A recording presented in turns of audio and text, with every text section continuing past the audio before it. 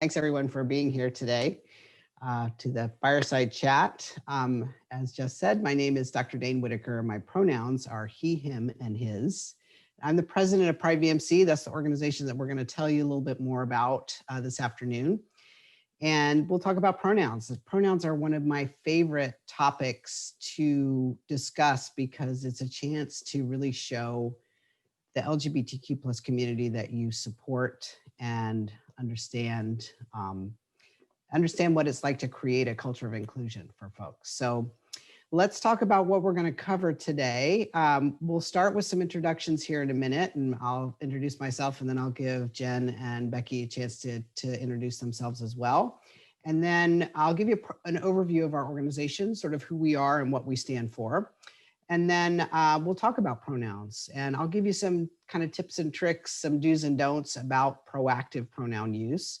And at the end, we'll talk about our personal experiences with pronouns and just sort of discuss, maybe what it was like the first time you introduced yourself as your pronoun, or what that felt like for you, and just kind of talk about some personal stories for what that was like. So without further ado, introductions. My name is Dr. Dane Whitaker. As I said, I'm a 1994 graduate of the University of Florida. I also received a master's in preventive veterinary medicine from UC Davis in 2017. And I currently provide small animal relief services for the San Francisco and Sacramento areas. And also my sort of main passion, besides Pride VMC, at least in the veterinary realm, is to work with marine mammals. So I do relief work at the Marine Mammal Center in Sausalito, California. It's the largest marine mammal rehabilitation hospital in the world. And so I'm typically doing that when there's no pandemic raging. And I identify first as a transgender man, and secondly, as a transgender veterinarian. So to have the opportunity to have these conversations with groups like this is really, it's a passion of mine and a lifelong dream. So thank you for allowing me this opportunity. I want to turn it over to Jen and Becky to go ahead and introduce yourselves. Hi, I'm Dr. Jennifer Neal. My pronouns are she, her, and hers. I'm a veterinarian in small animal medicine in Connecticut. I'm a newer member to Pride VMC. I just kind of went to an AVMA meeting and went to a couple events, and became more involved this year when I started receiving these amazing emails from Dane about social justice. And I'm a part of the DEI working group now. And I've really enjoyed meeting some people. And with the Zoom, it's really amazing to be able to have meetings with people all across the country. So I am Becky Mosser. I'm a registered tech in North Carolina. My pronouns are she, her, and hers. I'm like me, mine, and mine, and that's all I can think. And then I'm like, wait, that doesn't help anybody at all. I am a really super new member of the Pride VMC and the DEI working group, as well as the continuing education group. And, for me, it was just an opportunity to be an ally, to support the members of my profession who need support right now and underrepresented. And, that's it. That's all there is to it. We just need to help each other out right now. And so that's why I'm here.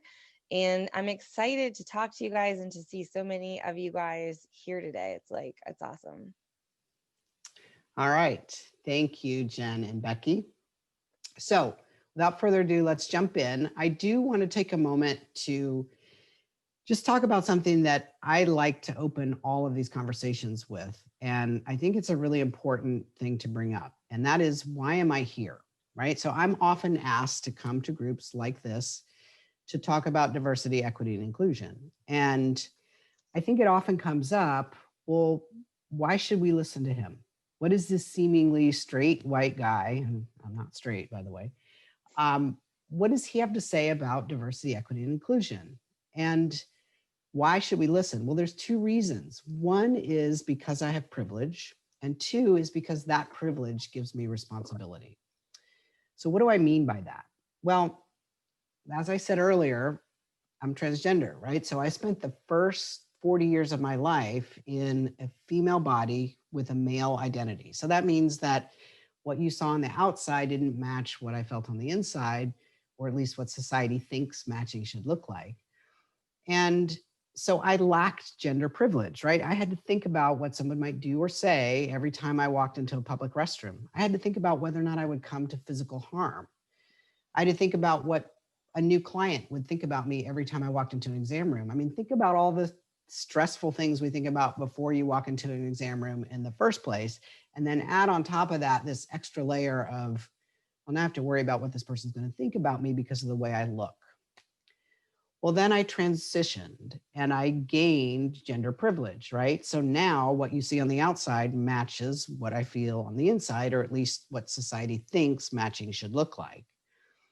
And in that, I gained a tremendous amount of perspective on what it was like to not have privilege and then gain it, and how much responsibility came along with that.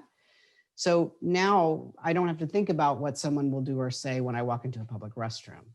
That's privilege. So not having to worry about what's going to happen to me walking through the world is privilege. Not having to worry about going to the corner store to buy milk because of the color of your skin, that is privilege. And that privilege gives all of us the responsibility to stick up for and stand up or fight for the rights of folks that don't have the same privileges that we do. So that's why it's so important to have these conversations. And it's really important for us to understand what our responsibility is and to see how that fits in with our privilege. So again, thank you all for joining us today to have these conversations. And I'm just really glad that we're becoming more aware of this and having this conversation. So let's talk about one of my favorite topics, Pride VMC, right? So I like to say we're the LGBTQ plus vet group. So, and if at some point today, I'm sure that I will stop saying LGBTQ plus and start saying queer. That's kind of my umbrella term for my community. It's a lot easier to say. So if you hear the two, they're synonymous. But Pride VMC, we're the LGBTQ plus vet group. And we have some pretty straightforward missions, our mission and vision. We intentionally wrote these to be really simple and easy to remember. Our mission is to create a better world for the LGBTQ plus veterinary community. Our vision is to have an empowered LGBTQ plus veterinary community that embraces well-being by being their authentic selves. So pretty straightforward. That is what we do 24/7 at Pride VMC, is work to uphold this mission and vision. Well, how do we do it? Through 3 strategic priorities. And the first one is education advocacy for LGBTQ plus inclusion and diversity. And we're currently working to rewrite this first strategic priority to really include a focus on diversity, equity, inclusion, to make sure that as an organization, we are doing our social justice work, our anti-racism work, and really making sure that we educate the community about the fact that if you identify as LGBTQ plus, and if you have an overlying intersection of oppression that's involved in that, say, based on disability or economic disadvantage or racial issues, those things are going to be included in knowing that there is a place for you in vet medicine. So that's a really important priority for us. Second is student empowerment through leadership development and mentorship. We're starting a mentorship program for students right now in the 4th quarter of this year, which is really the first time in my knowledge of a career in vet medicine that there's been a chance for queer mentors and queer mentees to actually find one another. So I'm really excited about that. And then thirdly, we have member recruitment, engagement, and outreach. This is really important. And of course, it's changed a little bit this year because of COVID. We've had to pivot a little bit. So we're not obviously going in person to conferences and having social events. We're doing a lot of stuff online. We're doing a lot of talks like this, and just really providing value in membership so that folks who identify as LGBTQ plus know that there's a place for them in vet medicine. And then I just want to point out here before we move on to pronouns, foundational priority. So this is how we do all this, right? We are forming strategic partnerships with these corporations and organizations. And, we've got, these are some major companies in vet medicine that I can guarantee you 20 years ago when I first started in this profession, these companies would not want to have been involved with a queer organization. So the fact that they're supporting us is just really amazing to me and just speaks to how far we've come. We've got Boehringer Ingelheim as a diamond partner, Blue Pearl Hills and VCA are gold partners, and then our silver partners, Banfield Nationwide and Zoetis. Really amazing. And I'm so proud of this, the fact that they're willing to be involved and support us so wholeheartedly. We've got Relief Rover is a new Sapphire partner. They just joined us. I'm really excited to have them along. And Merck has been involved in supporting some of our student awards. So really tying that piece of student involvement and support is really exciting. So that's pretty much it for Pride VMC as a brief overview. If you all have questions about our organization, be sure to ask us in the chat. You can also email us at info@pridevmc.org. Next, let's talk about pronouns, right? That's what we're all here to discuss. So again, one of my favorite topics because it gives us the opportunity to just make some little changes in behavior that can really support the community, right? The modern English language does not contain a gender neutral pronoun. So think about it. If you speak English and you identify in the LGBTQ plus community, you don't have a pronoun to refer to yourself. That's stressful. A lot of folks have chosen their own pronoun. They, them, and theirs is something that you might have noticed as a common gender neutral pronoun. Sometimes folks make up their own pronoun. Z is one that I've seen. My wife likes to use the term per or person. Sometimes she'll use that when she's not feeling like using her, she, her, hers pronouns. So obviously it's fluid. Some do's and don'ts. So when you introduce yourself, state your pronoun, right? Just like I did in the beginning, just like Jennifer and Becky did. It's a good way to just kind of open that door and let the person that you're speaking to know that you support the community. When I first started giving this talk, I used to tell people, don't ask, or I used to tell people, ask, be sure to always ask someone their preferred pronoun. Well, there's two things I don't like about that. One is if you're asking, then likely you're only asking the folks that you're not sure about. So I think it's a better practice to just state your pronouns in the beginning. I think that creates an environment where you're not necessarily putting the person on the other side. And don't call them preferred pronouns, right? If you're saying preferred pronouns, that gives the person who's referring to you the opportunity to either use them or not. And that's not the point, right? They're your pronouns, plain and simple. It's not up to them. So I like this slide because actually sometimes it's not that easy, right? We're going to mess up. We always do. And, sometimes I still use the wrong pronoun for myself, as crazy as that sounds. In my own mind, when I'm thinking about myself in the third person, sometimes I use female pronouns because that's what I did my whole life. So it's normal. We're going to mess up. If you do mess up, just apologize and move on. It's really, you don't want to make a big fuss about it and create a situation where you're now making the other person that you've just misgendered feel like they need to caretake you because that's not their job. I mean, that used to happen to me all the time when I first transitioned. People would use the wrong pronoun and, oh my gosh, I'm so sorry. I didn't mean to. I've known you my whole life as female. And I ended up feeling like I needed to reassure them that everything was okay. And that's not my job. If you witness somebody misgendering someone else, call it out. If it's somebody that you know well, call it out in the moment. If it's someone, that maybe you're not quite as sure about, maybe take them aside later and say, hey, I noticed so-and-so using the wrong pronoun for you, and I know that that's hurtful. Would you mind if I pulled them aside to remind them of the pronoun that you use? So those are some things that you can do to really help support. And then finally, one thing I do want to say, and this is similar to what I was talking about in the beginning, respecting someone's pronoun is one of the most basic ways to show that you respect their gender identity, right? If you don't have to worry about the pronoun that someone will choose for you based on the way you look, that's a privilege. And if you have that privilege, yet you fail to respect someone else's gender identity, that not only is hurtful, it's oppressive. And that it's that oppression that we want to get rid of. That's what we're here to talk about, is having these conversations so that we can create a culture of inclusion for everyone.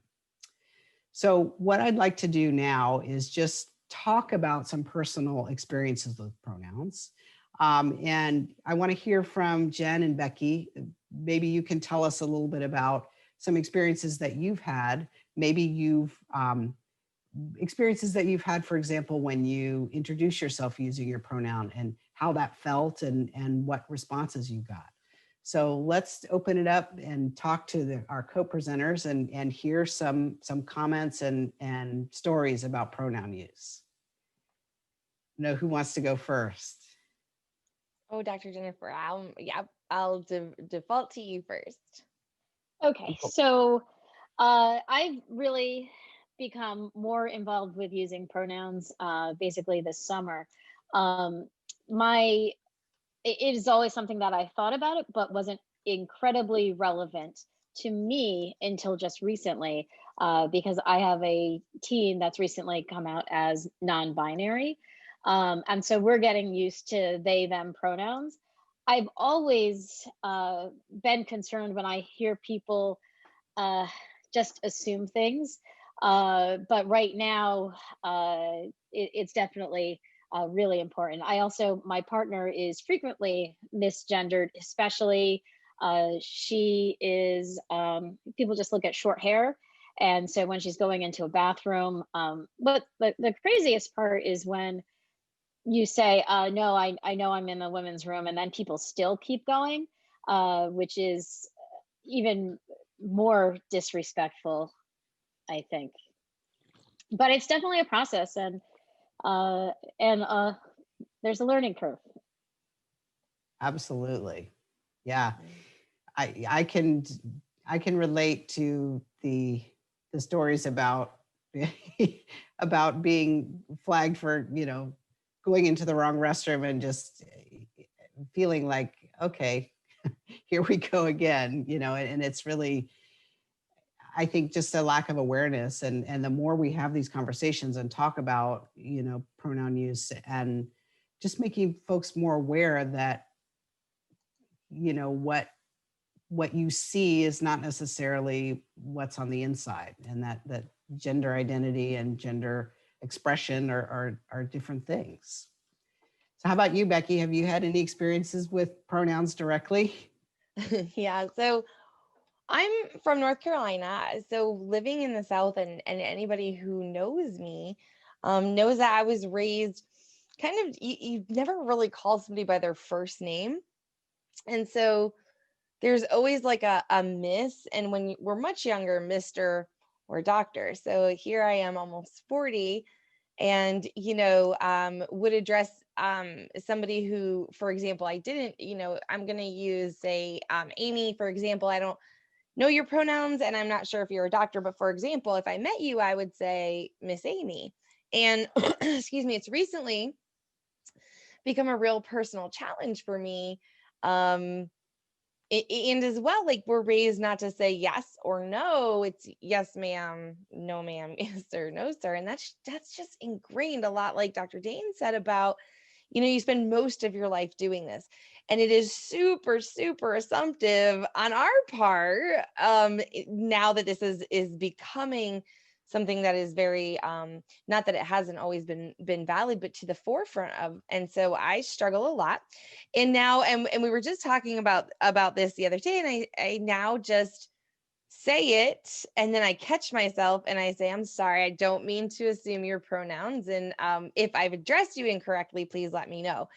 And most people are like, what? Oh, because it doesn't affect them personally, and they don't necessarily think about it. And so I'm really happy to say that if I do mess it up, at least now I bring awareness to the fact and to help people realize that, that we do need to start talking about it and asking people and making sure they feel comfortable and included. If you, and like Dane said, if you mess up, you mess up, and you people are, I work with a lot of disabled folks and do some consulting in working with disabled individuals in the vet practice. And I always say, like, they know you're struggling with trying to make everything comfortable. So calling it out for what it is, like, hi, I'm really uncomfortable here, is much easier than pretending everyone is not uncomfortable in the moment.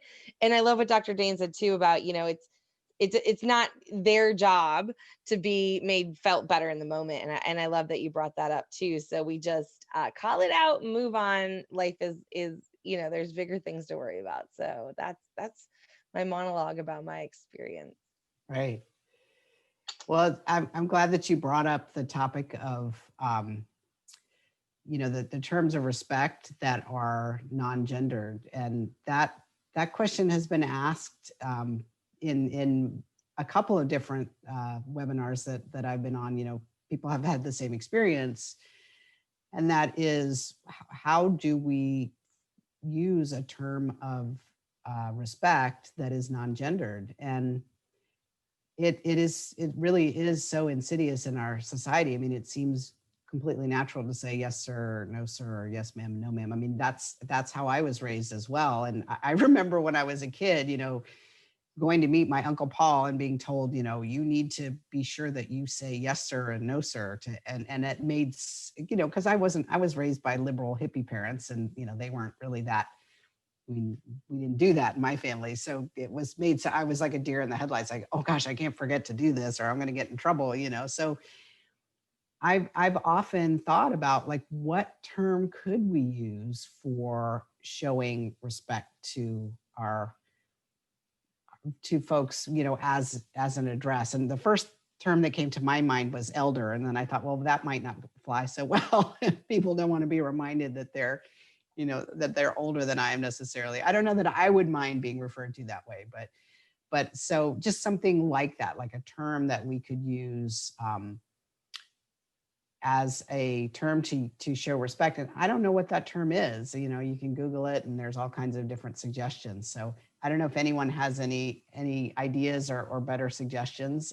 But I think that the point is, we don't have to come up with that exact term, but it's about opening a conversation. It's about saying to Uncle Paul or whoever you're talking to,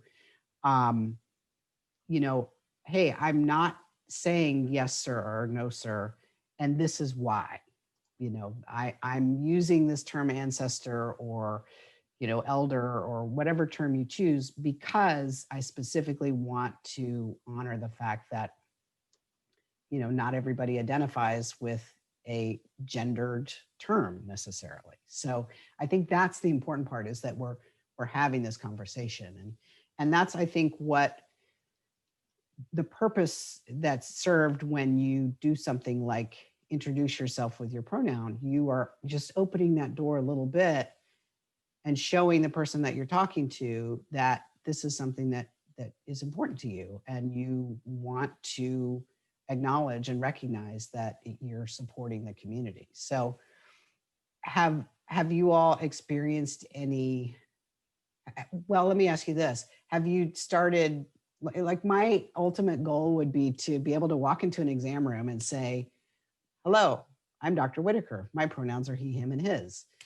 Well, I'm not walking into exam rooms right now because we're doing everything curbside, but have any of you started doing that in your daily lives, like in your practice? Is that something that's come up at all, or I'm just curious how many of us are actually doing that? So over the phone with COVID, it's also awkward anyway. And I'm usually am more prone to say, hi, you're Fluffy's parent, and then it's just, there's so much right now. I don't assume genders over the phone with the COVID protocol, but that is, certainly on my list for when life returns to normal, as well as I did want to order a stethoscope tag with my pronouns on it when people are in the room as well. Yeah, I think those things are great. And if you all haven't seen those, they're going to be, I think we're going to have them available online on our website. I'm not 100% sure on that, but hopefully that's going to be something that we'll have shortly. But basically they're like little pins that you can put on your stethoscope that state your pronouns. And I think that's a really good way to do this, right? Having name tags that have your pronouns on them. And I think, it's interesting that the whole over the phone thing with COVID, because being misgendered is something that I've dealt with my entire life. And it pretty much went away when I transitioned. But sometimes on the phone, I will still get misgendered. And so now it's like come up again for me. So it's kind of reminds me of sort of what that feels like. And it's really interesting because, I just kind of put that away and have not really dealt with it in several years. So I'm curious, and I'm starting to wonder, well, maybe I should just be introducing myself and using my pronouns over the phone too. But I don't know, it's an evolution in process, I think. So Becky, have you had any experience with introducing yourself with your pronouns? So to be fair, no. And between the 4 feet of hair and everything, I am feminine and I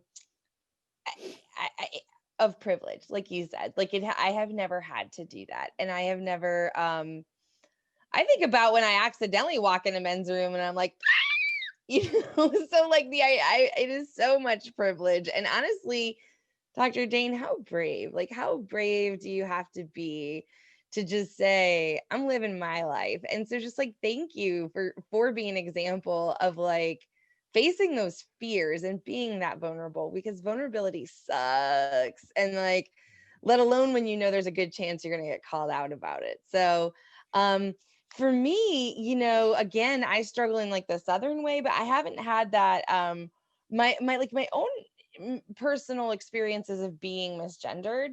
But I can say I live in the South, and we are very behind in a lot of ways progressively. And, you're raised different, and then you reach an age where you kind of realize wait a second, that some of the things I was told and taught are really not okay. And Right. so I would say, to be fair, my experience, and to be perfectly vulnerably honest here, my experiences with pronouns has been changing my mindset around pronouns and acceptance, and retraining your brain from what you're taught about your own privilege. So that, I would say, has really been my experience. Yeah, that's great. I mean, that's what it's all about, right? Is having the conversations and, changing hearts and minds. Yeah. Yeah. So and I leading know, by example, right? And saying we're here to be inclusive, and there's nothing uncomfortable about it. And so just getting really comfortable being uncomfortable. right. Exactly. Well, I know, Jen, you need to leave I soon. So do, I didn't know yeah. if you wanted to add anything before you go or had any other comments. Yeah, I think that just my comment would be that, yeah, as you said, everybody's going to make mistakes, and it's a process, and just trying to, and I think introducing small steps, small goals, and just remembering that not everybody is the same as you or what you assume them to be. So Yeah, for sure. Thanks so much for being able to participate today. I'm really glad you could join us. And I wanted to just say another thing about, if you think that pronouns, that it's not that big a deal or it doesn't matter that much, I just want to tell you a story about the first time that somebody in a position of power, or somebody that I had a tremendous amount of respect for, asked me about my pronoun choice. And this was, back in 2006, I think. So, and what an amazing and important impact it had for me. It was kind of life-changing, actually. I was participating in a fellowship at UC Davis for, it's an opportunity for small animal, or well, for anybody really, any practicing veterinarian in California to go back to school and study the topic of their choice. And I decided, at some point back in the mid 2000s that I wanted to do something different with vet med, which all of us do at some point in this career. And so I was toying with the idea of going back to school to pursue a small animal medicine residency. And so I went to this, hi Jen, thanks for joining us. I went to this fellowship for, for a month, and I met my faculty liaison. And this was around the time that I was first deciding that I was going to transition. And I met the faculty liaison, Dr. Linnell Johnson, who I will never forget. And she straight up asked me which pronouns I preferred. And no one ever in a professional capacity had ever asked me that. And I was just like stunned. I must have been like a deer in the headlights because, I had folks in my personal life, we talked about it, but no one had ever just unprompted said, hey, which pronouns would you like me to use for you? And I felt so seen in that moment. I knew that month that I was going to be spending at Davis, I was going to be cool. She had my back. She knew that I identified outside the gender binary. And it made that month so different for me because I was worried about like, oh God, which restroom am I going to use? I didn't know how it was going to go. And I just felt so at ease and so seen in that moment. And it just allowed me just a little bit, it just kind of, like I said, opened that door a crack to say, okay, I can do this. Any doubts that I'd had about transitioning as a veterinarian just melted away a little bit more because I knew that there was somebody out there who saw me for who I was. So I think that is just illustrates how important this one little tiny step can be if you just, do this simple thing, right? There's lots of things we can do to improve our diversity, equity, and inclusion work, and this is one small thing that is so easy and such there's no financial outlay. You don't have to change a bunch of forms or rebuild the restrooms or, put up new locker rooms. It's just one simple thing to, not even ask someone their pronouns, but just wear a pin on your stethoscope that says your pronouns or introduce yourself with your pronouns. So it's really, I can't stress how much of an impact that made on me. So it's beautiful, really. Yeah. And while you were saying that, I'm just like, yeah, everybody needs to be seen and wants to be seen. And yeah, what a beautiful and inspiring thing. And again, I think that's where privilege comes in. It is thinking about your privilege and making everyone around you feel as comfortable as you get to. Yeah. I think certainly having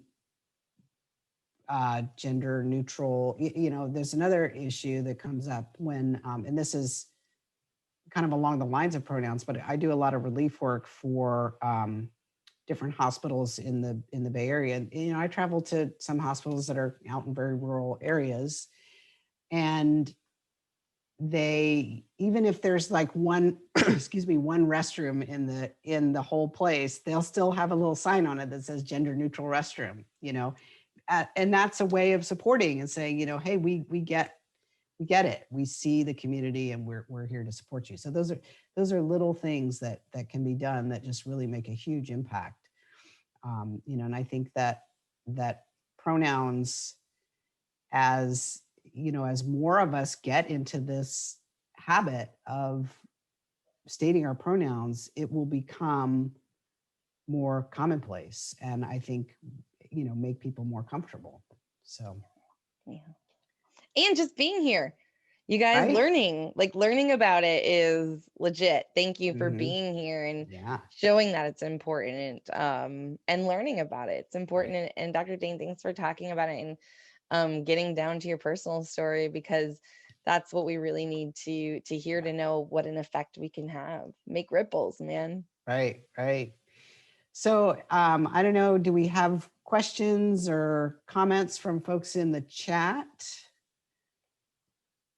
I don't know, Jess, if you want to open that up. Yeah, I don't see anything just yet, Dane. Okay. I didn't see any questions, but Dr. Mia is out there, and she is punching in some great resources.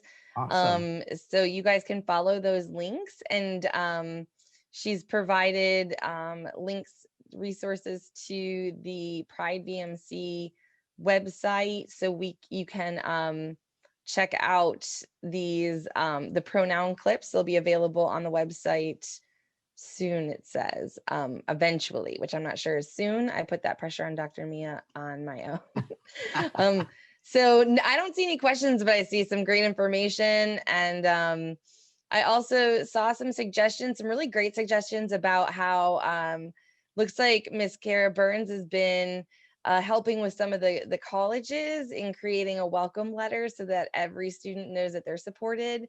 And so some great ideas about clips are available now in here at this website, and eventually will be on our webpage. Thank you for that, Dr. Mia. So if you're ready to rock that clip, as you should be, you guys can get it now. Yeah. That's fantastic. Yeah, I really want to thank everybody for joining us, and I can't stress enough how important it is for our organization to just really include everyone, and we really want to make sure that all the vet techs and the vet tech students and the veterinary nurses and everybody out there, that it's not just for veterinarians, it's for everyone. We want to reach pre-vet students. I gave a webinar the other day for pre-vet students, and I just think that the more people that we can include in these conversations, the more opportunity we have to really change hearts and minds. And I think it's just really important to continue having these conversations. And hopefully, if you all have any questions or concerns about pronoun use, or maybe something comes up, there are things that I hear all the time in, these different webinars, and folks will ask me something in the chat or point something out, and I learn something new each day. So I think that it really, anything that comes up for you all or questions that you might have, be sure to send us an email at info@pridevmc.org, and we can hopefully address some of those questions. And if one of the things that we do is provide advocacy. So if you're in a situation where something comes up and you feel uncomfortable, or you feel, that there's discrimination, or you're getting harassed, or, that there's an issue, then contact us and we can put you in touch with resources, and try to help out. So really, keep up the good work and keep up the pronoun, being proactive with your pronouns. I think it's a really fantastic thing. So I'm happy that we've started this conversation. So anything else in the chat before we wrap it up?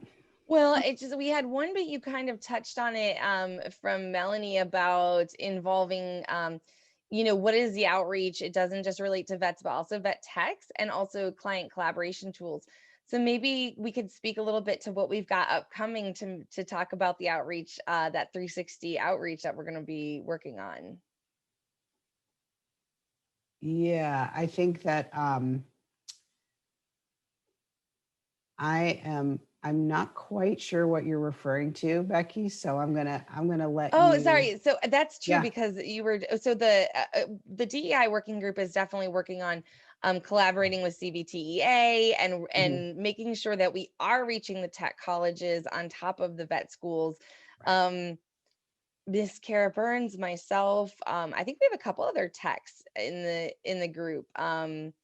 So we are including technicians and making sure that they're included as well. And any association, we're really trying to all the stakeholders and get the voices heard to make sure that everyone's kind of got it on the forefront of their mind. Yeah. And Deborah offered to help with the client piece as well. So I'm sure Dr. Mia's writing down those names and recruit, right? Right. Exactly. Yeah. No, I see what you're saying. Yeah. We really, are working on that outreach and to really get everybody involved. I'm just reading the chats now to see if there's anything else we can. And looks like the last question here from Jennifer as well was, what else could we do? Oh, hey, Miss Melissa. Looks like we could, what else can we do to support? So there's just like, other than what we have mentioned, Right. What else can we do to support our community, including using our pronouns? Yeah, no, I think that's great because one of the things that I always stress is supporting Pride VMC, right? Joining the organization, that's something that you can do. You can also, even if you don't want to join Pride VMC, or let's say you're in an area where maybe your boss doesn't necessarily have the most supportive feelings towards the LGBTQ plus community, because that happens to all of us. We have areas in the country where maybe we're not as accepting or as liberal as we are here in California. In that case, support your local LGBTQ plus resource center, right? Even if it's just something as simple as going to your local LGBTQ plus resource center and getting some flyers or some stickers and putting a sticker on your locker, or something up in the break room that says you support the local LGBTQ plus resource center. That's just one little tiny step that you can take towards supporting the community. So that's something that is kind of along those lines. But I think really Pride VMC membership is a good way to show support, for sure. Yeah, there are a good amount of membership levels. How would we choose which one? I think you choose the one that works for you financially. Would be, I think, a lot of those membership levels are designed to give you an opportunity to support the organization in whichever way you can from a financial standpoint. That's the goal of those different levels. I think it's that the membership level names don't necessarily go along with how you identify necessarily, other than just, I think if you feel that you want to support Pride VMC in a big way, you can pick one of the bigger membership levels. Yeah. Hopefully that answered your question. That's a great question. And the other thing I wanted to say, kind of in terms of supporting, and you mentioned, like, when you work with people who don't support the community, don't laugh at the jokes. Like, if you can't do anything else, just don't laugh. Like, look at somebody who makes a not funny joke and don't laugh.